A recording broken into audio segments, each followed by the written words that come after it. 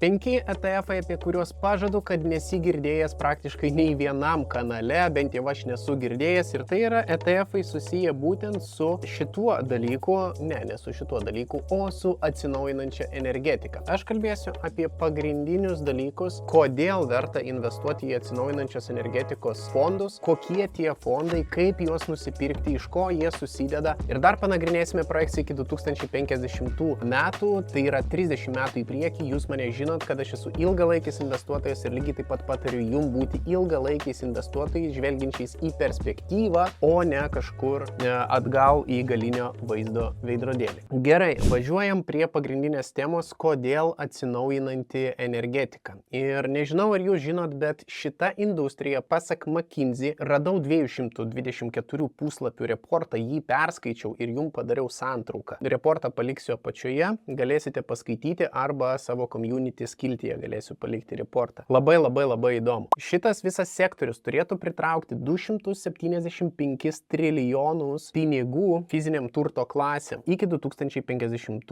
metų. Kad mes suprastume, šiai dienai visas pasaulio auksas vertinamas apie 22 trilijonais. Šitas sektorius, į jį turėtų būti išleista 275 trilijonai pinigų tam, kad mes sumažintume CO2 išmetamojo kiekio ir prieitume prie zero emission iki 2050 metų. Nuoširdžiai nelabai įsivaizduoju, kaip tas galėtų įvykti, ir mano community skiltyje jau buvo aprašyti CO2 sertifikatai. Aš minėjau, kad papasakosiu jums apie tai daugiau. Tai iš principo, kas yra CO2? Tai bet kokiu atveju mes išmetame kažkokį tai dalyką į atmosferą. Anglies dvideginį. Kai mes įkvepiam deguonį, iškvepiam anglies dvideginį. Kai mes gaminame, kai mes važiuojame automobiliu, visa tai išmeta CO2. Įmonės yra labai stipriai dabar apmokestinamos už kiekvieną išmestą CO2 kubinį metrą. Toms įmonėms reikia sumažinti išmetamojo CO2 kiekio. Tai galima mažinti gamybą, galima efektyvinti gamybą, arba dabar vienas populiariausių būdų, ką padaryti, tai yra nusipirkti sertifikatą. Tai tam, kad įmonė, kuri gamina, pavyzdžiui, metalą, nepirktų žemės gabalo, kuriame auga miškas, nes tai visiškai nesusiję su veikla, o jį reikia prižiūrėti ir taip toliau, tai jie gali įsigyti CO2 sertifikatą ir tokiu būdu jie išmeta CO2 tiek pat, bet sertifikatas, už kurį jie sumokėjo, kaip ir neutralizuoja jų dalį išmetamojo CO2, ir tokiu būdu įmonė tampa carbon free arba tampa ta žaliaja įmonė. Nors iš tikrųjų de facto jinai neišmeta tiek, bet jinai prisideda prie CO2 mažinimo, kitokiu būdu nupirkdama sertifikatą iš ūkininko, kuris ir rūpinasi tuo mišku arba tą žemę ir taip toliau ir panašiai. Tai yra labai didelė naujiena, apie ją galite pasiskaityti mano community skiltyje daugiau, nueiti į platformą, kuri leidžia įsigyti CO2 sertifikatus ir į tai investuoti. Dabar kita dalis, pasak McKinsey, tai yra viena didžiausių investicinių galimybių šiai dienai, žiūrint į ateitį, į perspektyvą, kadangi viskas yra dar neužtvirtinta, tai tokiu atveju mes turime labai didelės rizikas ir turėsime tikėtina labai didelį volatilumą. Bet pateikus ir paskaičius reportą galima atsirinkti tam tikras dalis, į kurias, pasak visų prognozių,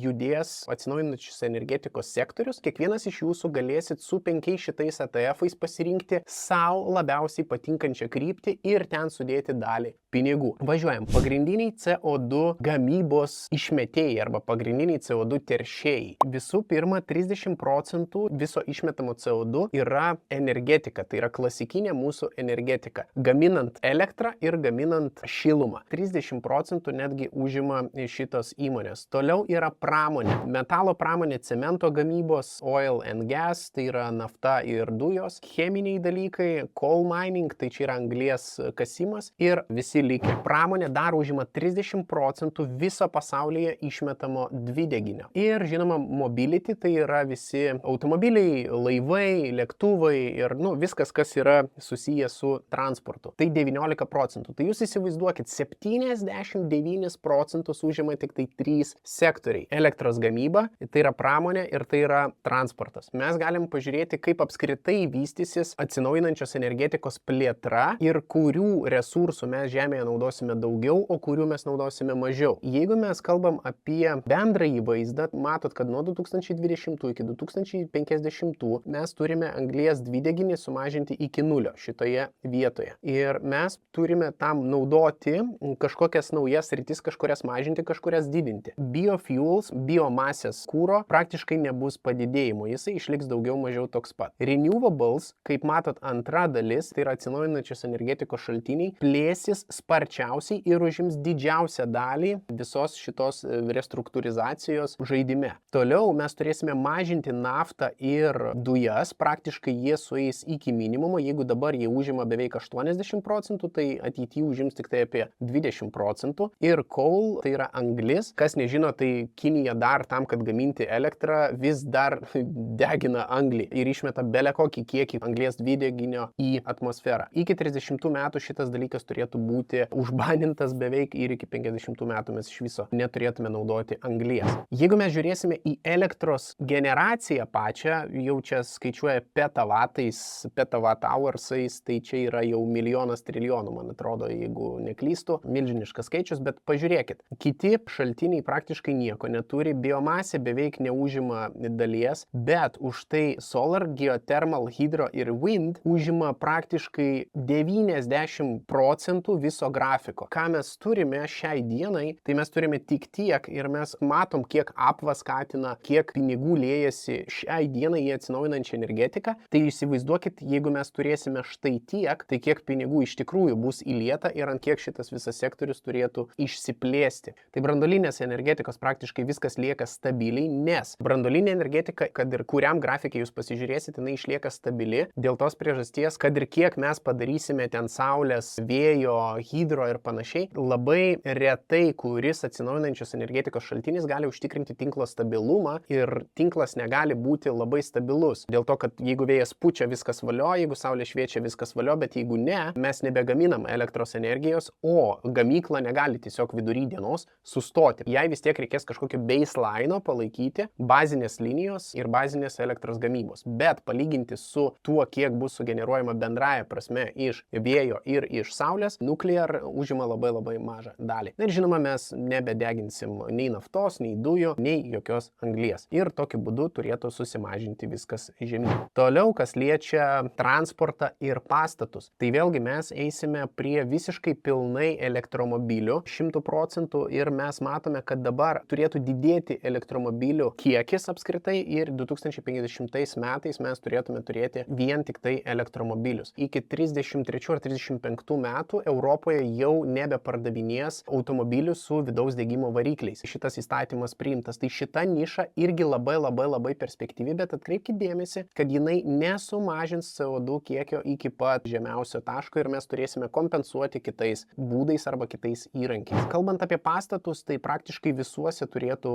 ateityje stovėti šilumos siurblys ir mes turėtume atsisakyti biomasės, turėtume atsisakyti visų iškastinių kūrų, kuriais galėtume šildyti savo pastatus ir vėlgi šitoje vietoje mes nenueisim iki pat nulio su CO2 emisija, bet prognozė vėlgi yra labai didelė šilumos siurbliam. Visą šitą researchą jūs galite pasiskaityti pas mane, kaip ir sakiau, community skiltyje, tai yra 200 su viršum puslapių. Žiauriai norėčiau viską papasakoti labai plačiai, bet gautas jokių 2 valandų seminaras. Neriam dabar į mūsų ETF-us, kurie ir prisidės prie viso to, ką aš ką tik pasakiau. Šitų ETF-ų jūs negalite įsigyti niekur kitur, išskyrus Freedom 24. Mano galva, šiai žiniai aš bandžiau pirkti per Interactive Brokers, bet man neleidžia. Matome štai tokį vaizdelį interaktyvuose. No trading permission customer eligible. This product requires a KID in a language approved for your country. Retail clients can take packaged retail products only if an appropriate KID is available. More information is available IBKR. Paprastas vartotojas nenusipirks šitų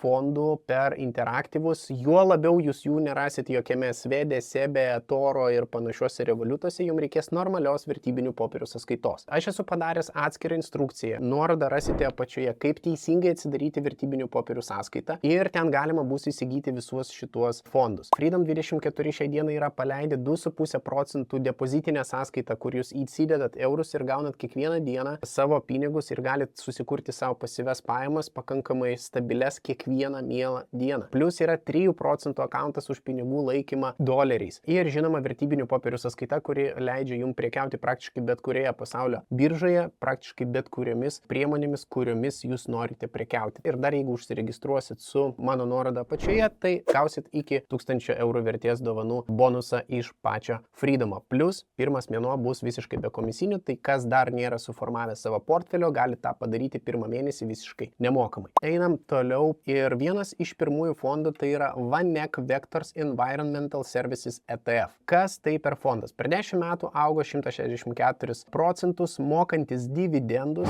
ir pagrindė jisai orientuojasi į ARCA Environmental Services Index. Tai yra indeksas, kuris seka įmonės, kurios dirba su šiukšlių utilizavimu, nes mes labai užteršiame planetą. Viskas, kas yra susiję su šiukšlių utilizavimu, eina konkrečiai per šitas įmonės, į kurias investuoja būtent šitas ETF'as. Jeigu žiūrėti jo istoriją, praktiškai nenusileidžia S&P 500 pagal augimą per 10 metų, netgi šiek tiek lenkia, bet žinoma nemoka tiek dividendų, kiek S&P 500 įmonės. Per 10 metų jisai bendrai augo 180, S&P 217 procentų. Jo turto valdymas yra 0,55 procento per metus, tai jis yra pakankamai brangus, bet vėlgi tai yra nišinis fondas su dideliu potencialu. Ir visos įmonės pagrindė bazuojasi Jungtinėse Amerikos valstijose. 10 kompanijų sudaro 61 procentą viso fondo ir pagrindiniai holdingai yra čia. Investuojama pagrindė į pramonės įmonės, kurios apdoroja būtent tas visas šiukšles. Ir tada yra basic material, tai reiškia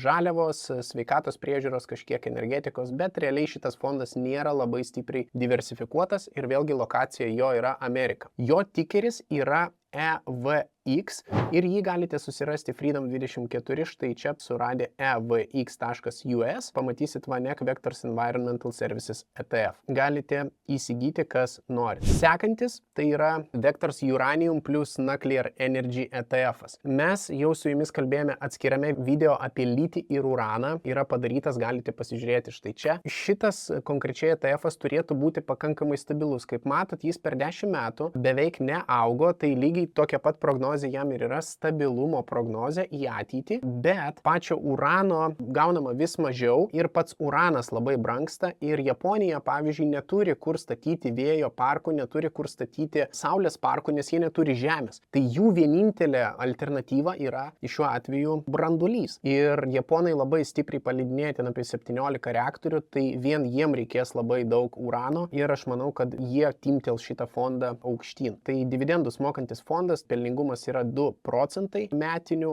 ir jeigu žiūrėti, tai jisai praktiškai neauga palyginti su S&P 500, jisai trigubai atsilieka pagal augimą, bet jis yra labai stabilus, kaip jūs matėt, istoriškai. Turto valdymas yra 0,6. Norintiems stabilumo mes galime įsigyti būtent šitą fondą, jo tikeris yra NLR, jį rasit, kaip ir minėjau, Freedom24 platformoje, štai nlr.us ir jis taip ir vadinasi VanEck Vectors Uranium Nuclear Energy ETF'as. Toliau važiuojam trečias įdomiausias tikriausiai jums fondas, tai yra Solar fondas arba kitaip tariant Saulės atsinaujinančios energetikos fondas. Jis augo per pastaruosius 10 metų nei daug nei mažai 405 procentais. Tai yra akumuliuojantis ETF'as, visi kas nori pasižiūrėti, kuo skiriasi dividendinis nuo akumuliuojančio, tai rasite mano YouTube kanale. Akumuliuojantis ETF'as, kuris dvigubai lenkęs pagal pelningumą S&P 500, nes per 10 metų 449 procentai ir 217 procentų S&P palyginimui. Ir kaip mes matėm, tai saulės energetika bus viena pagrindinių energetikos klasių, į kurią bus orientuota plėtra. Ir pats Seeking Alpha man rašo, kad tai yra strong buy šiai dienai pagal analitikų prognozę. Į ką jisai orientuojasi, tai jis orientuojasi į Global Solar Energy Index. Tai reiškia visas kompanijas, kurios susijusios su saulės energetika visame pasaulyje. Jo turto valdymas yra 0,69. Pagrindė orientuojasi į technologijas. Žinoma, orientuojasi ir į basic material, tai žaliavos, utilities, pamiršau kaip lietuviškai, išsiversit, kam įdomu. Tai realiai šitas fondas, mano galva, yra vienas perspektyviausių, nepaisant to, kad šiai dienai jisai randasi viename iš aukščiausių savo savo taškų, ogi bet tačiau, jeigu prisiminsim, kaip planuojama vykdyti plėtrą, tai akivaizdu, kad jis bus vienas iš perspektyviausių. Dar vienas iš perspektyviausių fondų tai yra FAN, First Trust Global Wind Energy ETF-as, ir tai yra būtent vėjo energetikos fondas. Jis orientuotas į viso pasaulio vėjo energetiką ir seka ISE Clean Edge Global Wind Energy TM Index. Tai reiškia viskas, kas susijęs su vėjo energetika pasaulyje. O kaip mes matėm, tiek saulė, tiek vėjas užima milžinišką kiekį 2050 metų prognozėse ir projekcijose. Šitas fondas turi 0,6% turto valdymo. Per 10 metų jis beveik neatsiliko nuo S&P 500 indekso ir jis pagrindė investuoja į utilities, tai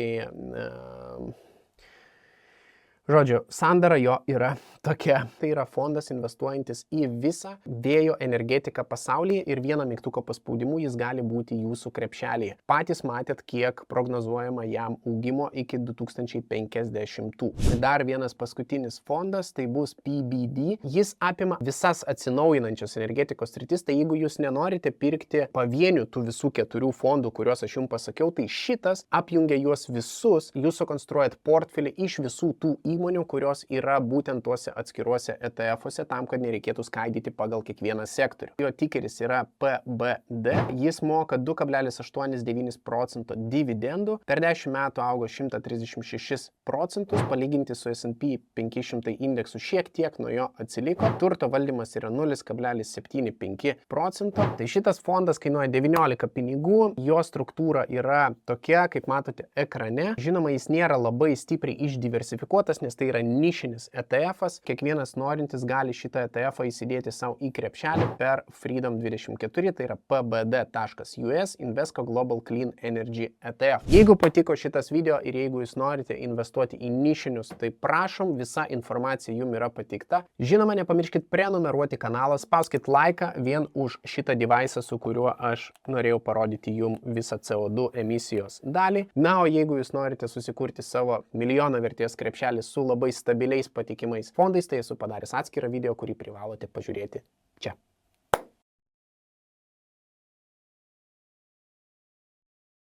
Nuclear, tai kaip jis lietuviškai vadinasi šitas daiktas? Branduolinė energetika, va. Nu jo, šitas ilgas.